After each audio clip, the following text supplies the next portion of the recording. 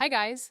On this video series, I will be sharing how I created this jacket, starting with my flat template, then adding fabric and shading to create what's called a float, and then every step I did to get to a more realistic and 3D looking garment. Let's pick up where we left off by duplicating the denim texture brush to create a shadows and highlights brush. Tap on the brush to open the settings and select shape, then import and source library. Here we'll choose Ultra Soft. Hit done.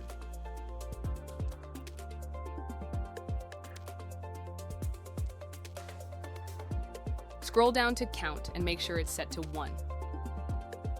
Then, select rendering and make sure that it is set to light glaze. The next step is to go to taper and adjust the tips of the brush to soft rounded edges.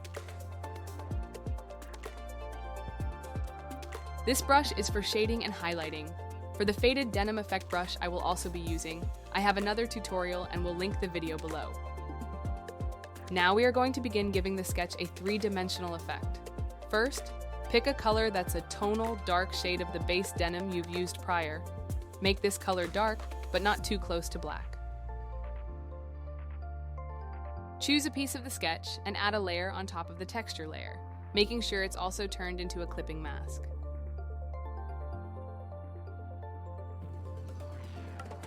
And start testing your shading around the very edges. Play with the size of the brush and the opacity. This is a trial and error process, so you'll see me adjusting as I go. I mostly work with those two settings and with the layer opacity as well. These steps will repeat numerous times, all the way until the end of the video. So I promise I will try not repeating myself too much. As you can see, what I am doing is a bit of shading right on the very edge of the border. You want to paint over that edge to catch the darkest part of the brushstroke right at the edge. This is why we set the layer as a clipping mask, so that we can freely paint without having to delete outside of the garment after.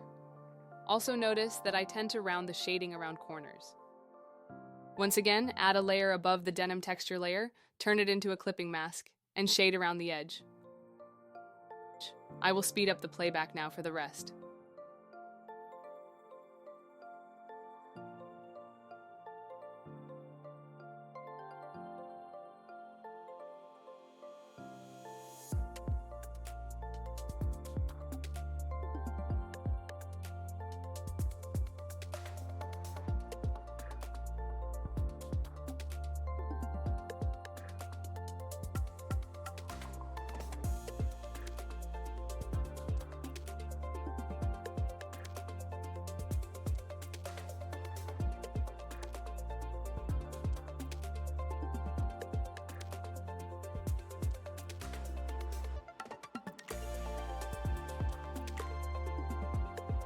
Once you are done with the shading, let's add the faded flat-felled seams effect.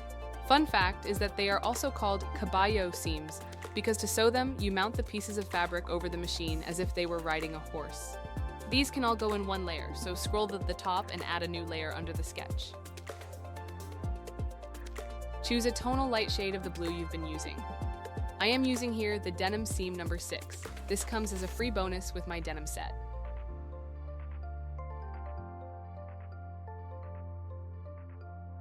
I knew I wanted more highs and lows for the wash on this jacket, so I decided to duplicate the brush and adjust the settings for a less even seam. To do this, I opened up the settings on the duplicate and switched the rendering to light glaze. Next, I selected color dynamics and played around with the lightness and darkness settings to create a more uneven fading effect.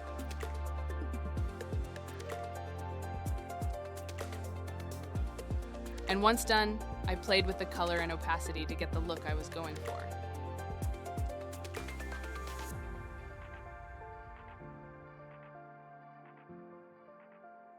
Now I will pick up the speed to finish the rest. Remember that this layer is not a clipping mask. You will need to erase whatever parts that go over the edge of the garment.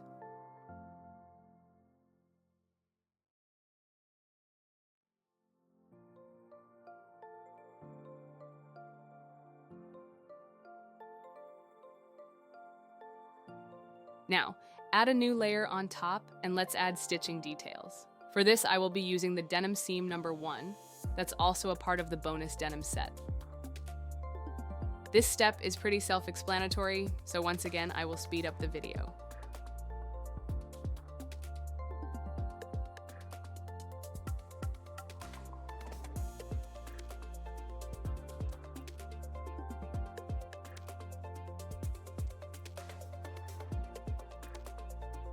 Now let's add another layer and place the buttonholes.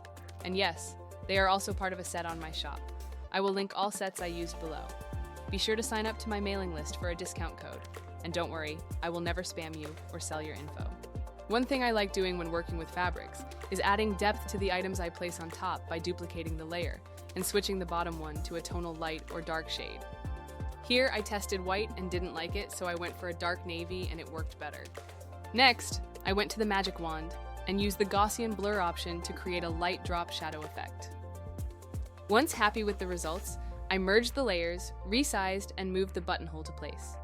When doing this, I also switched the reference image to the canvas so that I can have a visual of the full garment for the buttonhole's sizing and placement. Simply tap on the window and choose Canvas.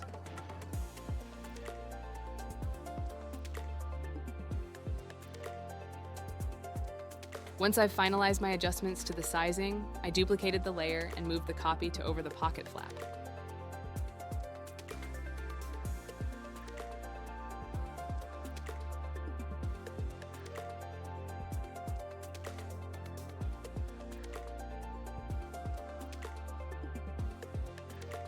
Next, I duplicated the layer, tapped on the arrow, and selected Flip Horizontal to create a mirror buttonhole for the flap on the other pocket.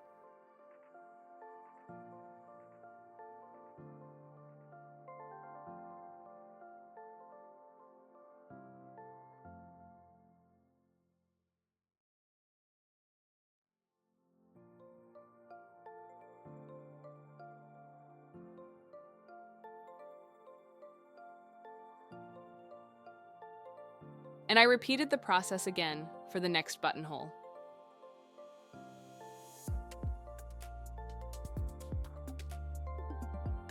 Once in place, I switched from uniform to wrap, and then selected Advanced Mesh. This tool will help me reshape the buttonhole to follow the movement on the fabric for a more realistic effect. Then I repeated the process of copying the layer and moving the buttonhole.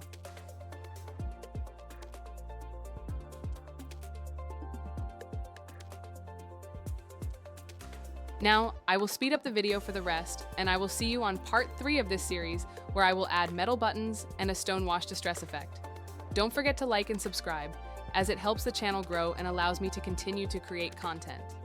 Even if you aren't purchasing my sets, I still hope you find my tips useful to save time and have more fun and better outcomes on your illustrations.